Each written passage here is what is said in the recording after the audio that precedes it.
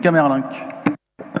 Oui, merci Monsieur le maire, merci Madame l'adjointe. La mise à jour du régime indemnitaire des policiers municipaux traduit des enjeux d'attractivité.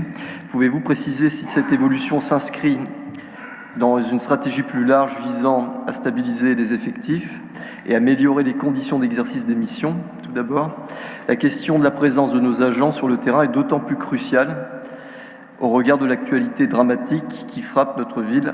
En effet, l'agression au couteau subie ce lundi par un professeur au collège Sévigné de la part d'un élève de 15 ans nous rappelle l'extrême tension qui règne face à cet enracinement de la violence, même aux portes ou à l'intérieur de nos sanctuaires scolaires.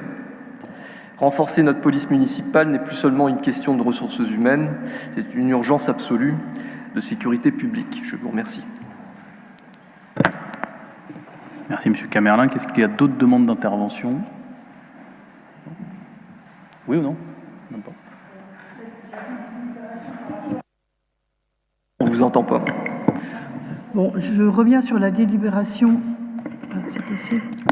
Je reviens sur la délibération concernant l'augmentation du régime indemnitaire des policiers municipaux.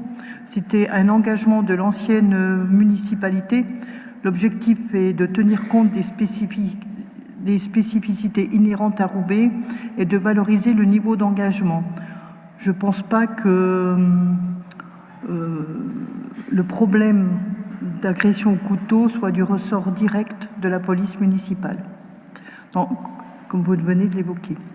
Par rapport à la prise en charge de la mutuelle complémentaire, cette délibération est un aboutissement d'un chantier social conduit depuis plusieurs mois entre la DRH et les organisations syndicales visant à augmenter les plafonds de prise en charge de la part employeur de la protection sociale complémentaire. Depuis le 1er janvier 2026, la loi impose une prise en charge minimum de 15 €, mais laissant la possibilité à l'employeur, d'une part, d'aller au-delà de ce plancher et d'autre part de déterminer des seuils et des critères liés à la condition familiale ou financière des agents. Ainsi, Roubaix a fait le choix, validé en comité social territorial, de prévoir une dégressivité en fonction du niveau de salaire pour renforcer la couverture des agents les moins payés. De plus, par équité, il a été également tenu compte du nombre d'enfants. Est-ce que ces réponses vous conviennent? Tout me va. Merci pour votre réponse. Merci Madame Parrain. Vous pouvez couper le micro. Ouais. Merci. Alors, s'il n'y a pas d'autres demandes d'intervention, je vais mettre cette délibération